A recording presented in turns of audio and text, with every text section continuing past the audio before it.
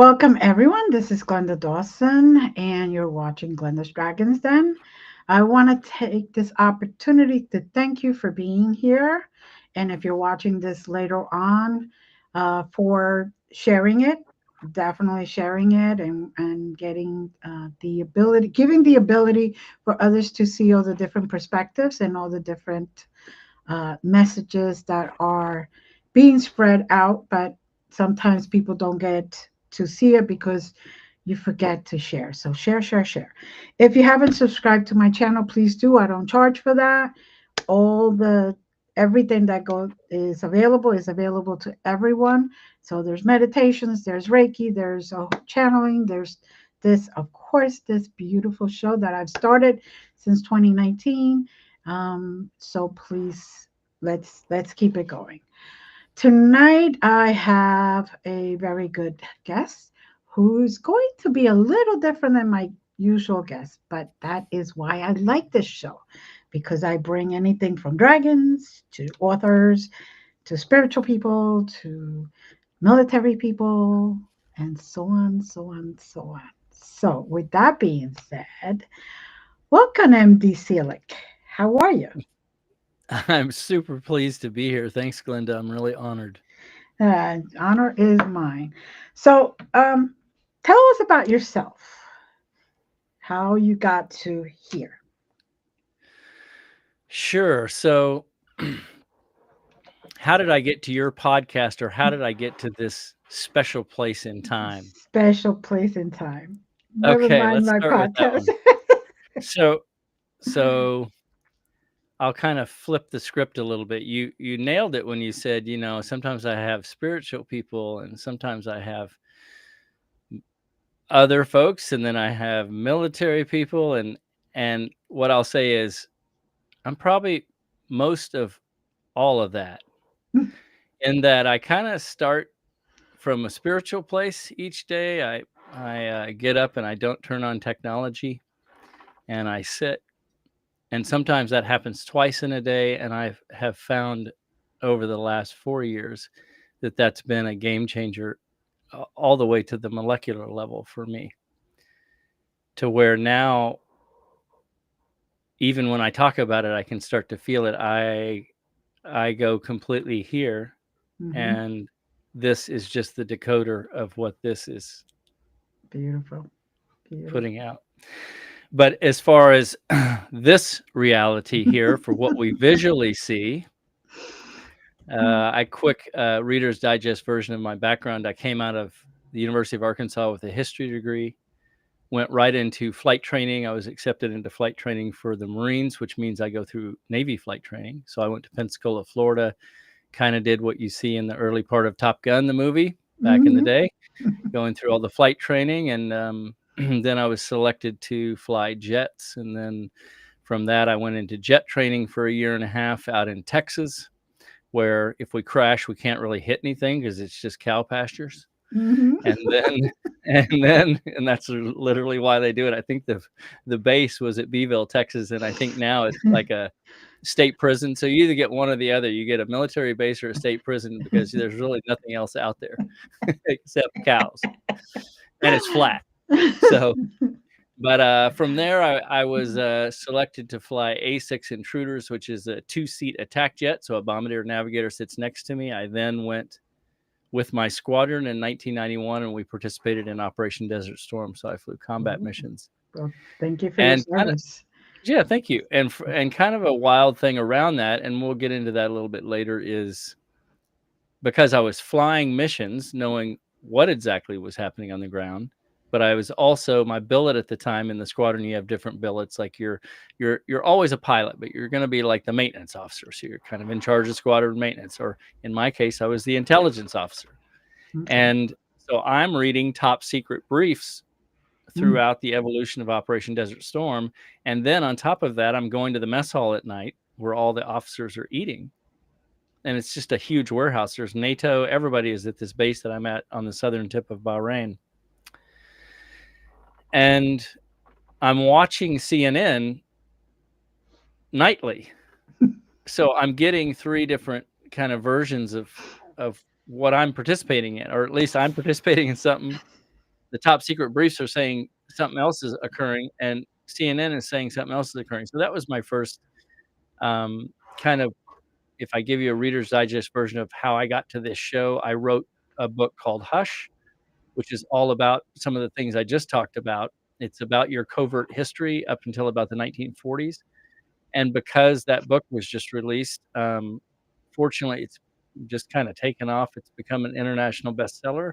And then I get to meet Glenda. And so that's a Reader's Digest version of how I got here. And I should say that after I got out of the military, which I was in for 8 years, I went into film and television. So I wrote screenplays for many years down in Los Angeles. And for many different production companies, I produced movies. I had a show on Netflix and Showtime called Southern Justice. I have a current show, a sci-fi pilot on Amazon Prime called The Gunrunner Billy Kane. And just within the last 3 years, all I did was write Hush. Well, it's a perfect title, really. And I'm definitely going to have the links to get your books and all that. So people, don't worry, don't rush and try to write where it is. Everything's going to be in the description. So tell us what exactly pulled you to write the book. Good question. So I'm the type of person that does massive research. Even if I'm writing a love story for a production company, if someone is a excavator driver, I'm going to have to go drive an excavator to know how to write about being an excavator driver, right? I'm just that guy that I can't splat out a scene until I know it as organically as I can. Right. So what was occurring for me was, as I was starting to delve into, there seems to be some other reality going on here around us. That's what was happening for me. Even before I went into combat and the experiences that I just told you about, I just had a sense like our government is not in charge. There's no government in charge here. I had a sense that something else was pulling the strings. And it wasn't a spiritual feeling. It wasn't God or us as love pulling the strings. I knew it was something that I needed to investigate. Let's put it that way. I just thought that there's somebody else is manipulating this whole thing, this reality that we see, or this visual that we see. So as I was writing and researching kind of the alien question, and the book is essentially about your covert history from the 40s forward, and to my best research, the actual covert events that have taken place that have wound up to where we are today, to where people are trying to get disclosure and they're not getting it, and they're not going to get it. But we can perhaps go into that later. But what I was fascinated with was, how did I get so deceived? Because the more I got into my research, the more I realized I have been hoodwinked my whole life. Like they have pulled the wool over my eyes, and I'm a pretty smart person. I'm not totally Neanderthal-ish, although I will say that Neanderthals were also quite brilliant from what I understand. But people like to use that term, and I have in the past. So I'll just say I considered myself to have at least a part of a brain, and that I just could not believe that I had been deceived and was still being deceived, and am still being deceived, right? So I had been reading all these different factual accounts of people having encounters with aliens, of people working on ships, reverse engineering for military contractors, of people having spiritual connections with aliens from different races.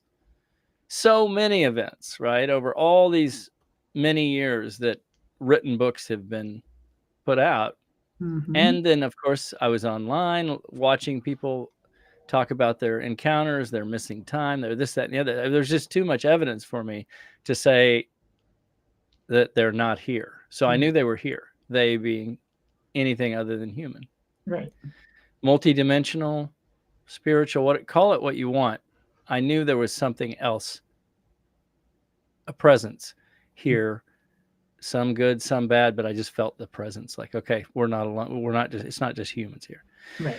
So in writing the book, my reason, back to your original question of why did I write the book, I wanted to take a character. In this case, it's Viola Kells. I won't tell you much about Hush, but I will tell you that she's a physicist. And she is going to go through in the book the same process that I went through in realizing, damn, this is real.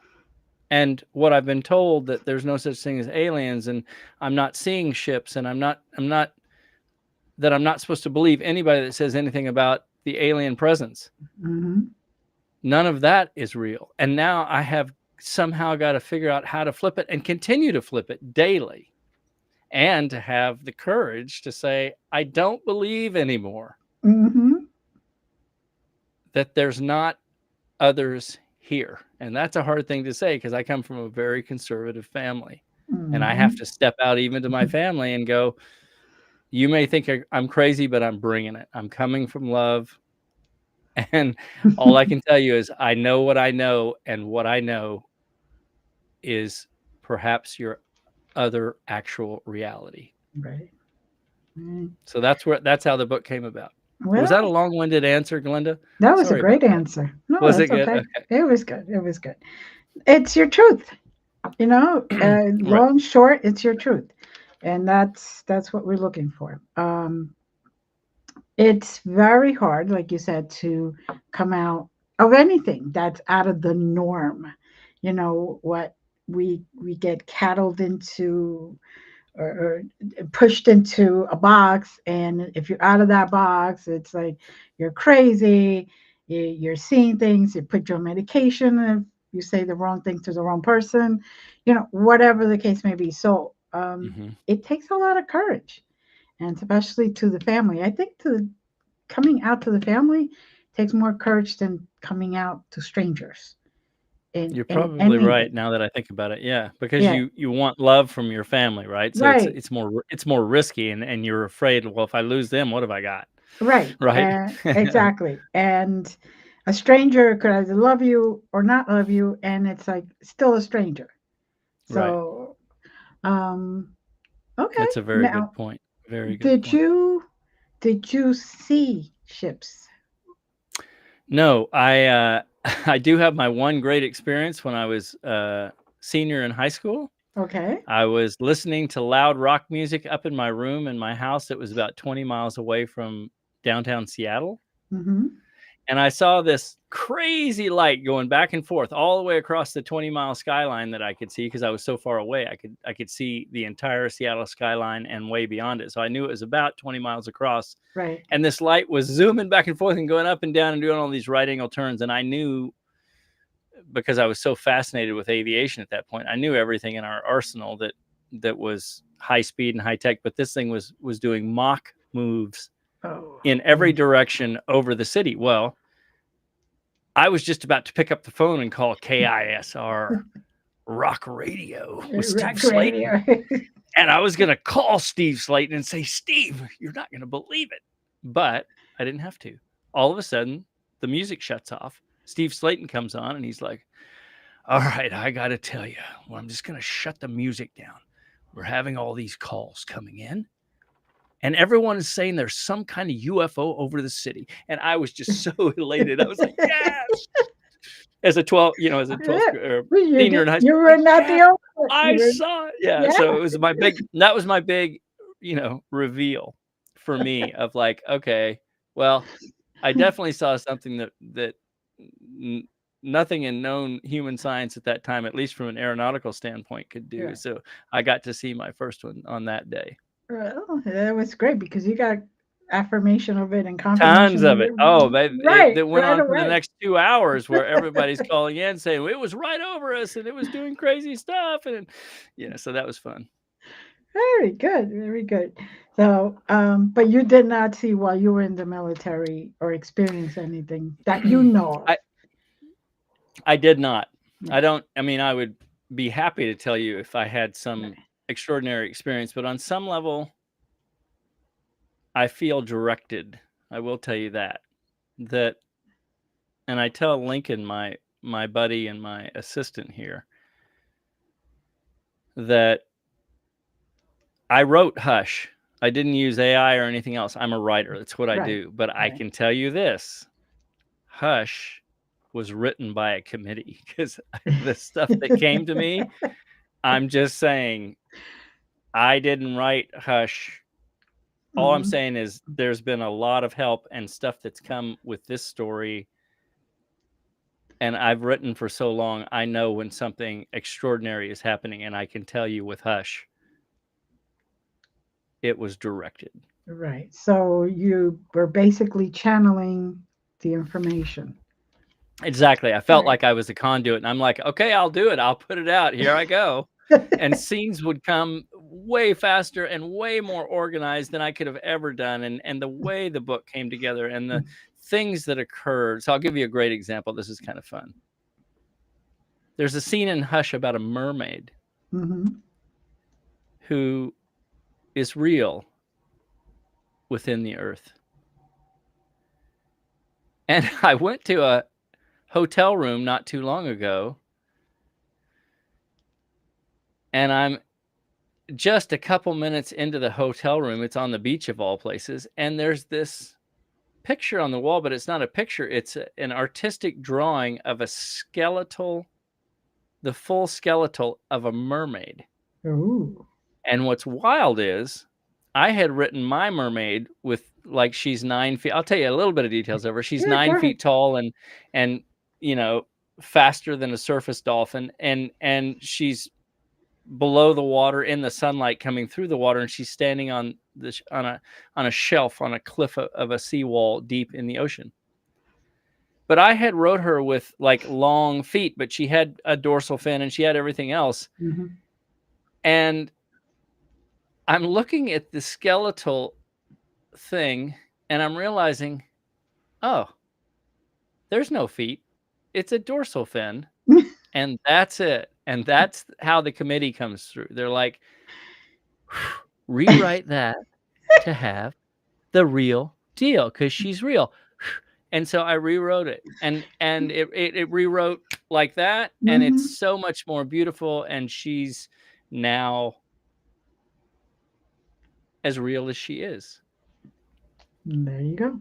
It Wild it's stuff. it's amazing to me when they channel through us because it's like the stuff that you could never even think about, you could never even imagine. There's just what can or cannot come through, and that your own repertoire, and you're like, I didn't know that.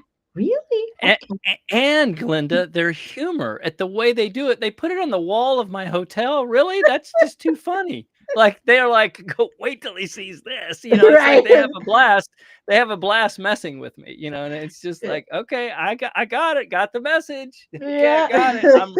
I'm gonna rewrite it tonight. Like, oh, it's so fun. And they have a great sense of humor.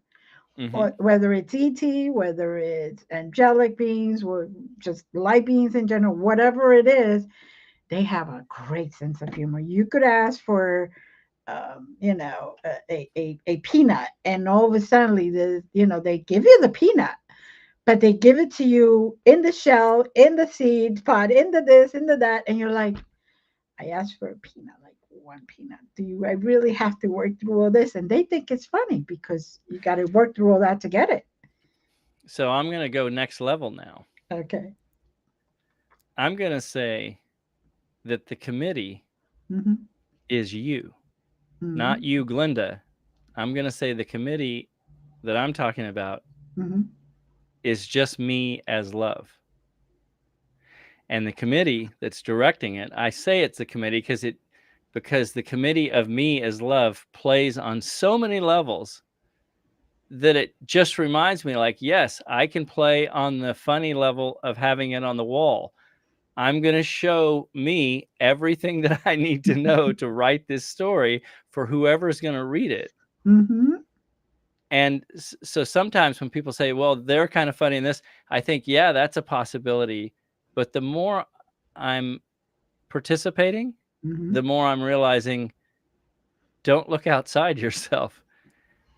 The multi-dimensional, multifaceted love being that you are Mm-hmm.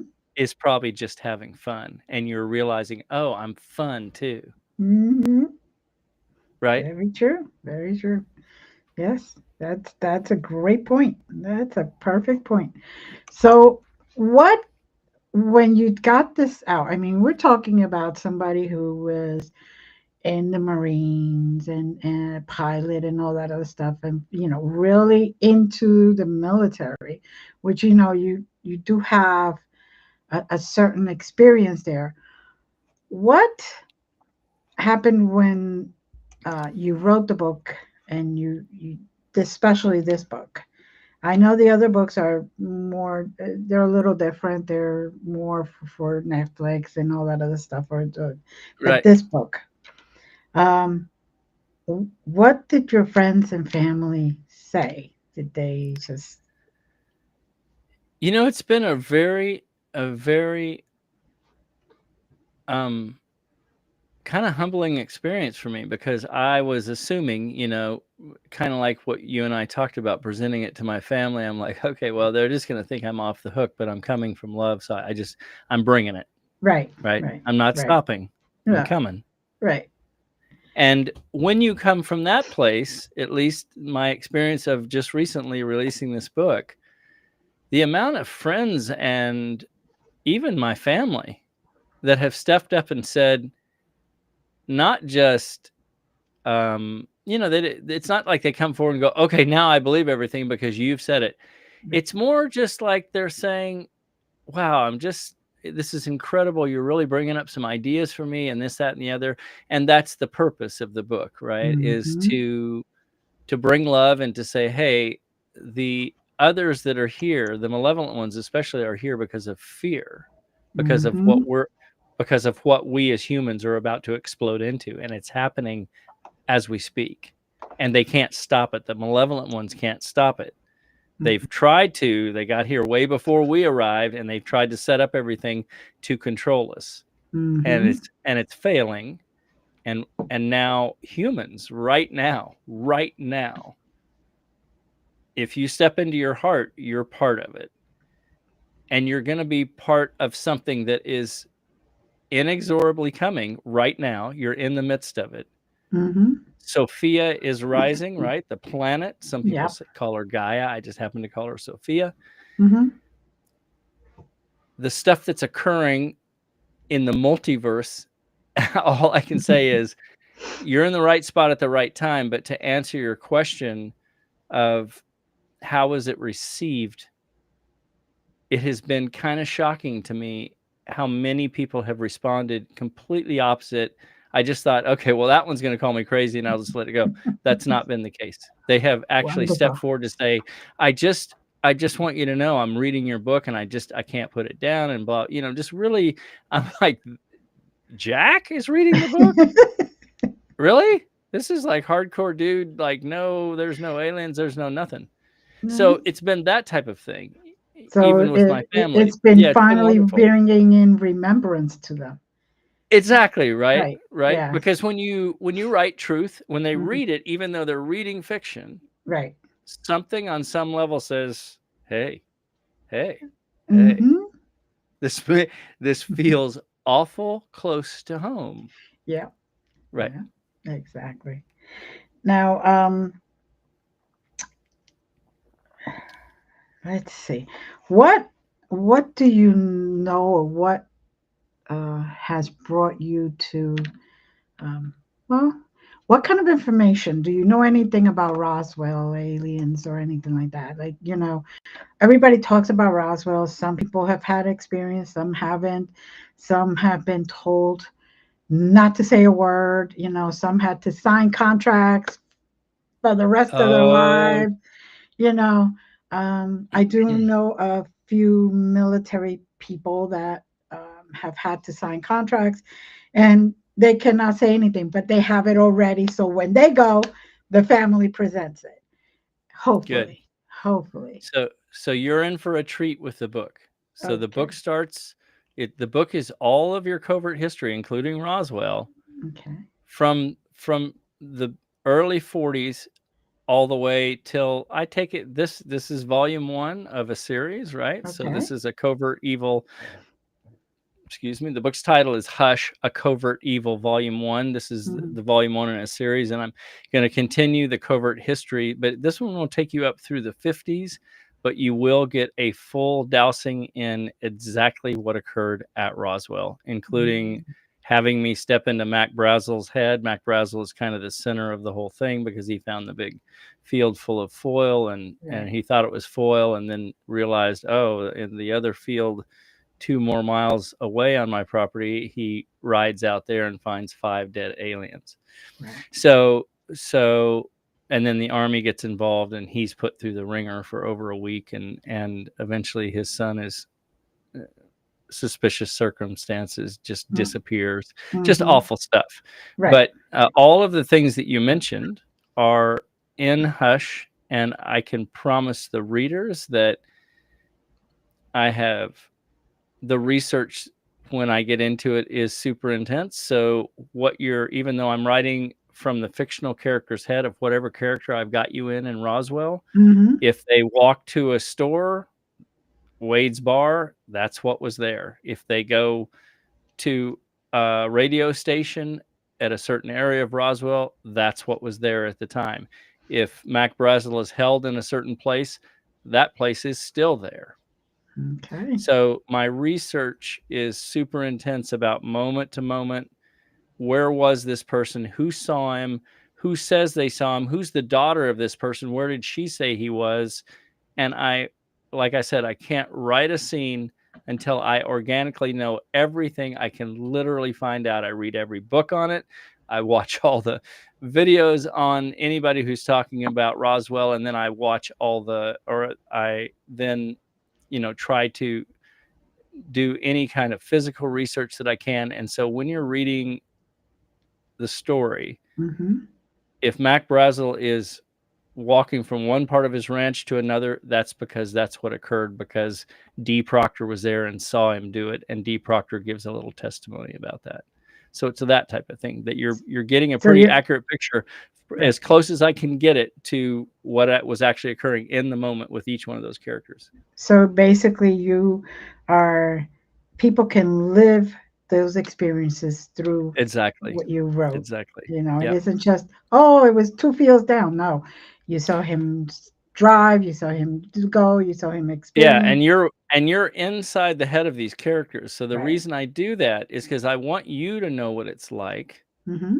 to be Eisenhower looking at his first dead alien, realizing, oh my goodness, this is a creature, a Mm-hmm. humanoid from off this planet. We are not alone.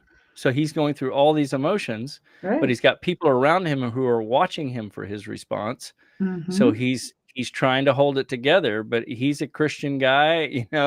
All the guys back then were Christians, and they're looking at not only dead but an alive alien, going, okay, he's got 6 fingers and he's from another planet, and they came here in that crash ship, and that crash ship made no noise and made mock maneuvers, and we couldn't even shoot it out of the sky because their technology is so far beyond us. And holy cow, Exactly. now Exactly. what, right? And Yeah. Eisenhower is not even president at that point, Right. so he's just gone through the war. I mean, it's 1947, but he's the supreme Allied commander that we will always know as like Eisenhower. He's Ike, Right.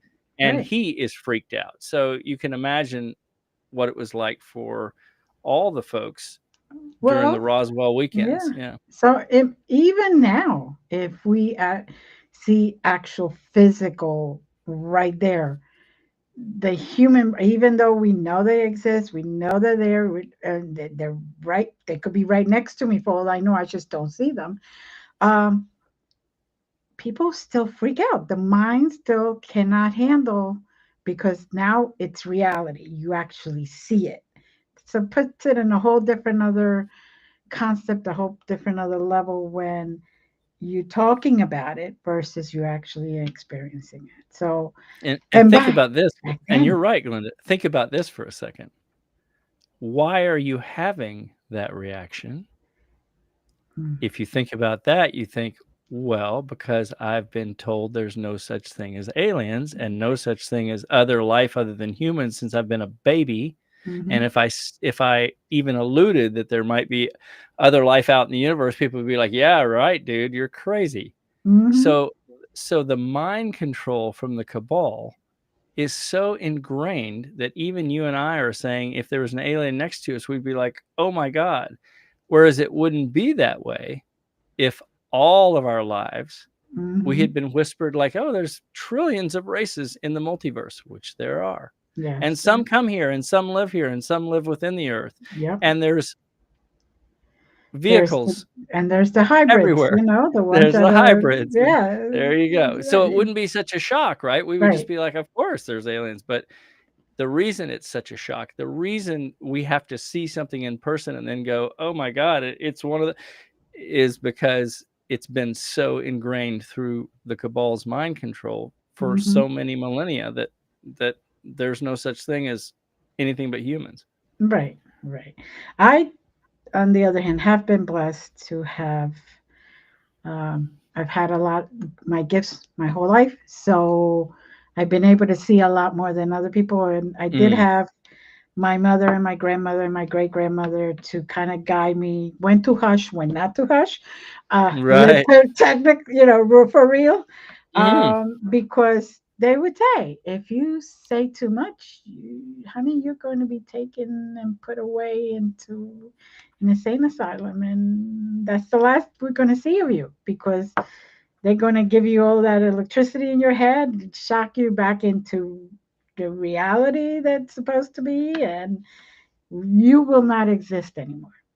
mhm, So I knew how to when to say things, when not to say things. And now I'm a mhm. little more open. Of course, I'm doing this type of stuff, but but yes, it is. Sometimes it's still you talk about it and people are like, "There are no aliens," and I'm like thinking to myself, how can you even think that we're the only living beings that can exist in all these universes, all these galaxies, and you have proved that there's other galaxies and other planets and all this stuff, and yet you say we're the only ones, and I'm like, oh, okay. Mhm. I'm not going to change that one's mind right now. I'll just Right, wait until right. they're ready. But that's I think you unfortunate. said the key right there, Glenda. You said the key. You keep talking about it, and I'll keep talking about it. And Mm-hmm. when they're ready, they'll Mm-hmm. take a small step just like you and I did Yeah. over time. I mean, it sounds like for you, you've had some pretty amazing experiences that stepped you ahead quicker. But for me, I Mm-hmm. go through the same process that perhaps some of your new listeners going through Yeah. where they're like, "Okay, well, that just sounds like horsepucky," but then I believe one little tidbit of what you say. And the next Right. show, I'm like, "Well, maybe now I'll go a little more of a tidbit." Right. And what my point is that it's you Mm-hmm. talking about it and Mm-hmm. everyone continuing to talk about it, that the folks who are who kind of know something's wrong and they're trying to adjust like I was several Mm-hmm. years ago, Mm-hmm. that's where we start to have some softening and we Right. start to absorb some of this new information and go, oh my, there's seems to be a whole nother reality around me, and I don't want to see it. So let's see what's there. And that's what's great is the shows Right. like this. Right. And it's like, I keep saying it's a puzzle, and you keep adding little pieces. And once there's a piece that they is shiny for them, then they're like, oh, wait, I love this piece. Let me see if I could build the whole puzzle. And, Yeah. so Yeah. that's Yeah. definitely, definitely. But, like I said, there, I am very, I could honestly say I'm grateful and proud of all the military people who Mm. actually can step out and talk about this. Mhm. Because I know a lot. I know a few that are even on MUFON. They've actually joined MUFON and they're really very active there. And they're like, we could participate, but I can't talk about what happened then just yet. I will, but not just yet. And I'm like, Mhm. you know, I give you all the credit, because just by you saying that, it, it's it's it speaks volume to me. Sure. Yeah, So because they're saying stuff is real and is occurring. I just can't talk about it, right, but they're basically saying to you, you're on the right track. Keep going. right, I'll confirm it for you when I can. right, right. Yeah. So we were talking about you were talking about the Kabbalah. Uh, Tell us a little more of what has that have experience with that. What is your experience with it? What How did you get to your statement that you say that it's been mind washing us or mind controlling us, basically? Hmm. Hmm. So, So, my experience with flying in combat, then watching CNN, then reading the top secret stuff, I had a sense that there was a parallel reality happening that had nothing to do with what I was doing. That the top secret briefs I were reading, some of them kind of alluded to uh, uh, alien encounters or alien transactions going on, because I was reading everything because I was in between flying these mhm, combat missions. It's a lot of downtime. mhm, So, and I had to read them anyway for my squadron, but I just had a sense. I couldn't say, I can't identify, other than to identify any particular thing that I knew was going to be leading me toward this type of research. I just knew that I could tell it wasn't the generals that were in charge. And I could tell from the media that it wasn't our government that was in charge. mhm, I just had a sense there's something above all of this. And so over the years, watching and realizing how good my mind control is of me, where mhm, I'm just totally hoodwinked, like unbelievable deception that I have been living, right. that I kind of realized over time this has to be a non-human intelligence. And now my research has led me to, oh, they've been here for millennia, and they're certainly non-human, and they run the planet. They have My experience is they have operatives within our government because they need them to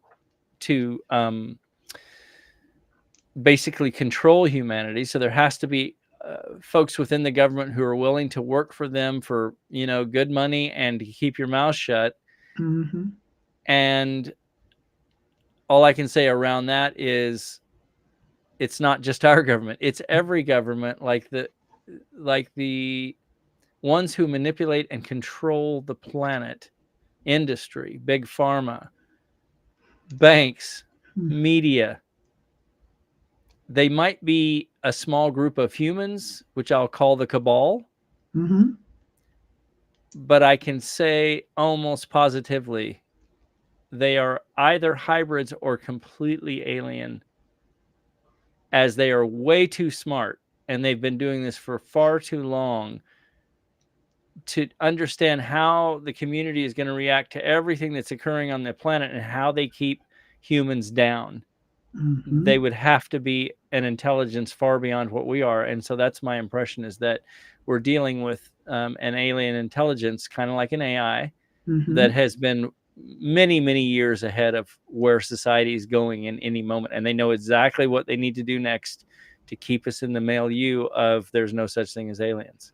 mhm, Because if humans long ago realized we're being controlled, humans don't like that. And we mhm, rise and we mhm, get mad. And that's what's occurring with, people starting to demand disclosure.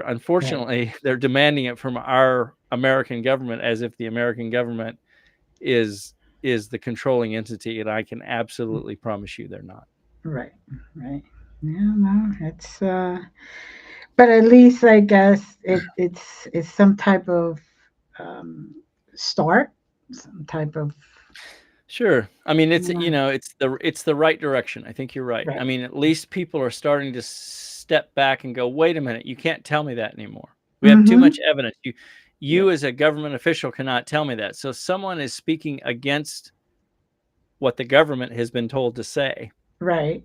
Right. by a little bit higher entity. Mm-hmm. But now humans are going, okay, we're not going for that anymore.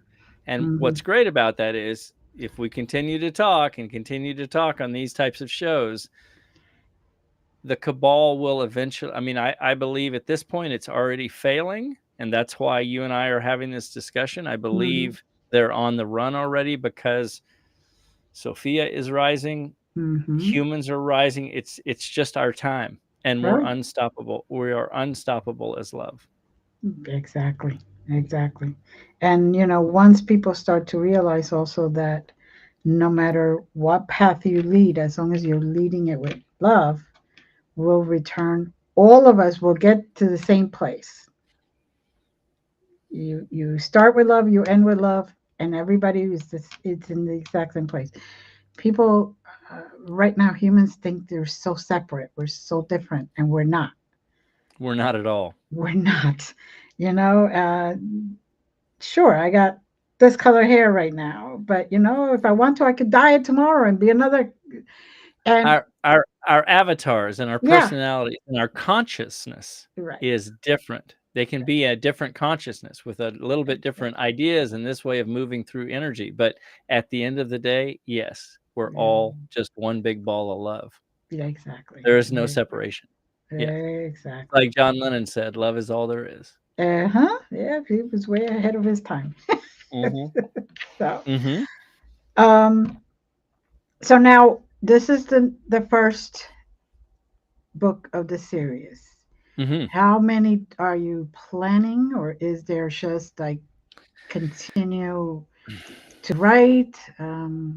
It's a good question. I don't plan. I will continue to write because I'm fascinated about the rest of our covert history, about Mhm. what I know to have occurred that's not reported in media and it's not in history books.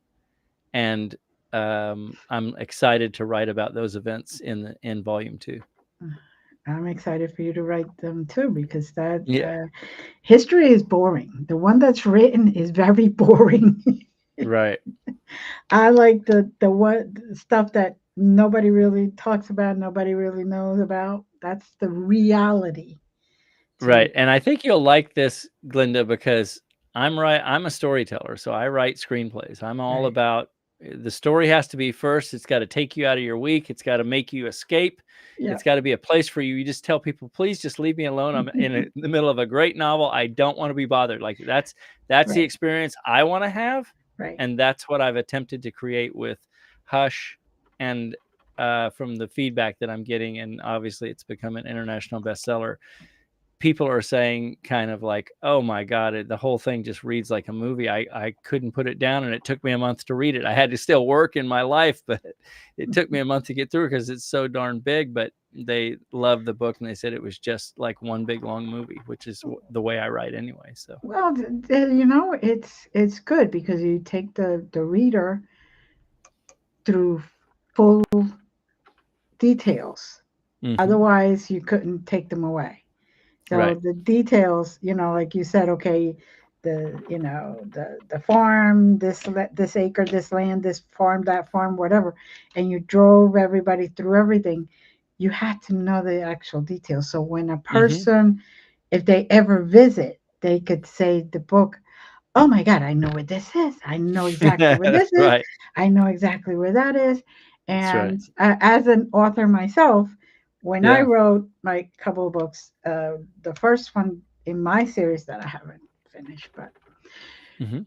I took the person and they could be in the place that I Mm-hmm. had the special scene. Like it Mm-hmm. had it had a bar here, it had a dance floor here, and this is how Nice. many windows they had, and how Yeah, many tables, that kind of thing, where a person could actually go in there and disappear from their world. And for that's what your sure. books are doing, Yeah. which is Yeah. great.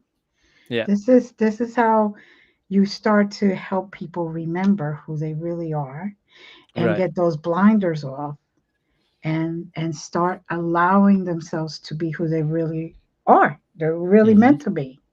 Mm-hmm. So I'm ecstatic. I can't wait to see more of your feedbacks and the people that your subscribers and all that. It's to me, it's a great way to expose the truth without saying this is the truth.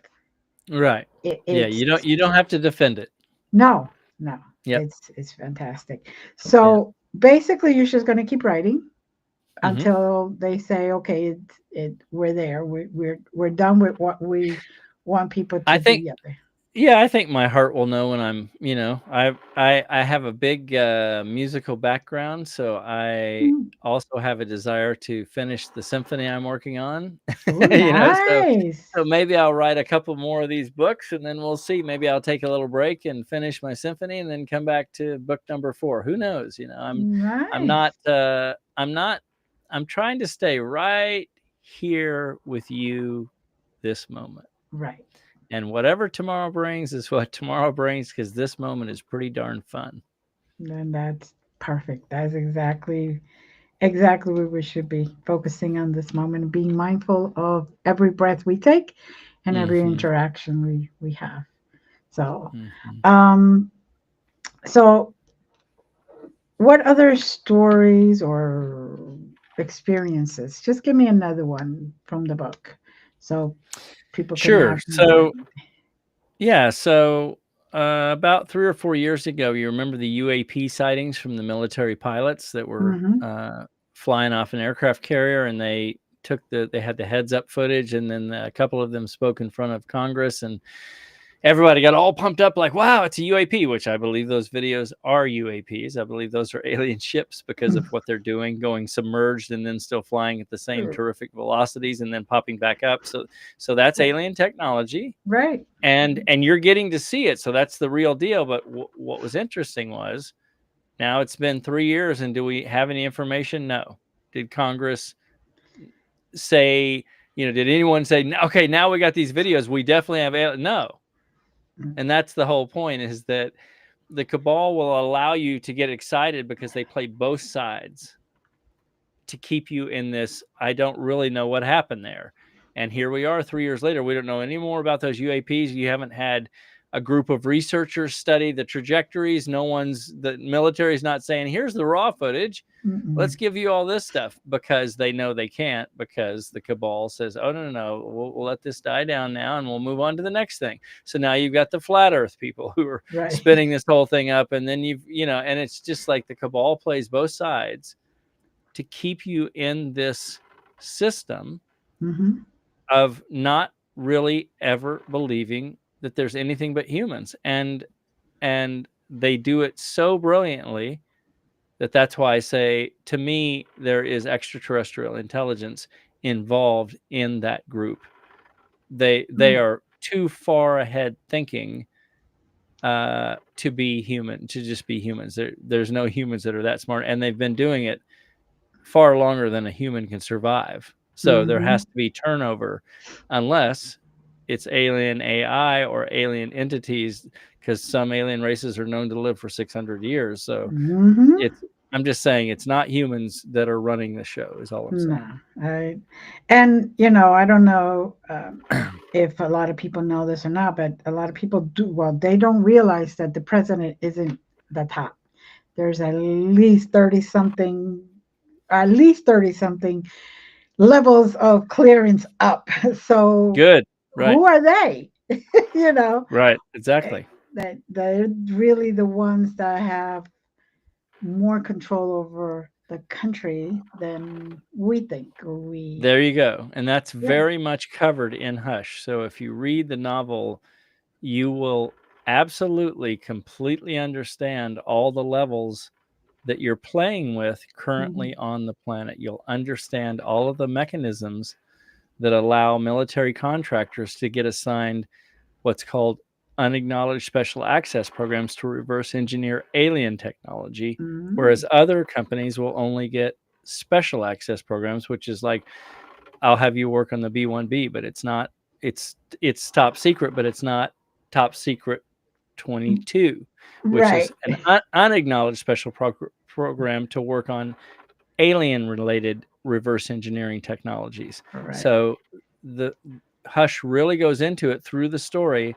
of how the cabal has hidden all of this technology below all these different governments that are involved. It's not just the American government that No. has alien traded technologies. There are many governments now that are participating even off-world in the interplanetary corporate conglomerate. Mm-hmm. So once you realize, God, oh my God, this thing is out into the galaxy and beyond the ones who run it, Mm-hmm. then you start to realize, like, wow, once again, the hoodwink really kind of stings when you realize, God, you could have not told me 8 years ago that we had a secret space program. Now I'm absolutely certain, positive that Mm-hmm. we've had one since the late 70s, out Mm-hmm. in space since the late 70s. It takes a while to Right. understand it, to realize the hoodwink is so pristine. They're so good at it. Well, it's that's how they get away with it. They have to Mm-hmm. take care of all the I's, all the T's, all Yeah. the periods at the end of that sentence, and all that other stuff. And they see things way ahead. They're able to see the possible reactions all at the same time and know which way to go to create that one type of reaction You're that they so exactly desire. on it, and that's why I'm convinced it's an extraterrestrial intelligence, because they know what humans will do as a group when they get any given set of information. They Hmm. know roughly how they're going to react, and they know how to play the opposite side to adjust that reaction any Right. way they want, and they know how to do it for years in advance of when we Hmm. actually hit that moment in time. Right. So to do that, that's humans can't do that. We don't Mhm. know enough about ourselves to say, well, the group in Africa is going to respond this way, and the group in, no, we're not that good. We're No, just not. we're not. Um, mm, yeah, I could just imagine that. Oh, Lord. Um, and also the fact that they not just know so much in advance, but they know, like you said, every group, how they're going to react. And if they miscalculate, they know how to recalculate, Hmm. which is something very interesting. Now, Hmm. when you decided to write this, what was truthfully your first reaction? Like the idea came to you, you were channeling, they said to you, you got to write about this. Were you like, no? Or were you like, no way? Or, like, I didn't have any of that, actually. What I had was, I was reading about all these events, right? I was reading, right. let's just take Roswell as an example. So if I'm reading about Mac Brazel, I'll just use Hmm. his name because he's Right. such a central character that everyone knows. He was the Right. rancher where he had like basically a mile long field of what looked like to him aluminum foil at the time. Hmm. And your listeners already know this, but essentially he reported it to the Army, and then he reported the dead aliens on his property to the Army, and then he said on the radio station at Roswell, uh, to the disc jockey there, I have found this stuff on my land, and they announced it the next day that a saucer has been found. That's all from Mac Brazel. The newspaper announced it on the 8th of July, Hmm. 1947.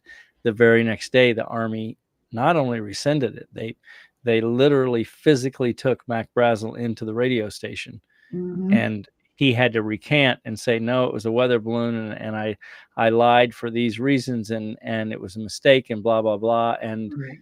what's fascinating, I think, kind of getting back to your question of um, how it came to be, as far as me writing and whether I was going to do it or not, what I found in all those accounts is that a lot of times I was reading something that was very dry, because it was somebody trying to say, this had happened on this day and this is my proof of it. And they were always trying to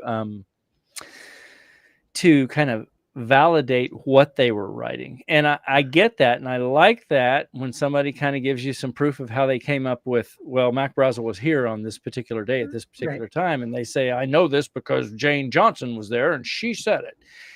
I like that stuff, but it's a little bit dry to read. So I Right. decided that the most fun stuff for me to read is where there's an adventure happening, but within that adventure, if it's built around around factual events, then I get to experience it like first person, that I'm Mm-hmm. there because I've Mm-hmm. got the factual events to kind of stabilize the story. And I'm just putting you in the head of Eisenhower or Mac Brazel or Mac Brazel's wife, or in the case of my protagonist, it's a female physicist named Viola Kells, and she's experiencing things. And I won't tell you how all that winds together, because that's the fun of Right. reading the novel. But there's also, the Audible should be out any moment now. We turned it in about 10 days ago, and it takes them 10 days to review it. It's 22 hours of Ooh, yours truly all reading right. the book. So that's kind of fun. You can do that when you're riding your bike and whatever else you do. Yes, that's great. Riding your broomstick. Yeah, right. A broomstick, yeah. My Speaking of black which, I'm broomstick. yeah, before, I'm not supposed to ask the host questions, but Glenda, I got to Yeah, know certain things. go I ahead. need to hear, and I'm sure your listeners have already heard this, but I don't get to listen to all these podcasts. I'm busy as a writer. I'm pretty darn busy. So I love all this stuff, but I don't get to hear all the stories. So I just need to know your favorite remembrance of the most amazing thing that occurred in your magical life. The day I was told by what I call the archangels that I could walk. It was the day before I was 2. They came, they took my hand and got me up. I was not supposed to walk in this lifetime. That's the Wow. most magical event in my life. After that, Wow. of course, it's children and all that other stuff. But yeah, that's the Wow. day. And that's why I remember exactly when it was and everything, because it was the day before my birthday.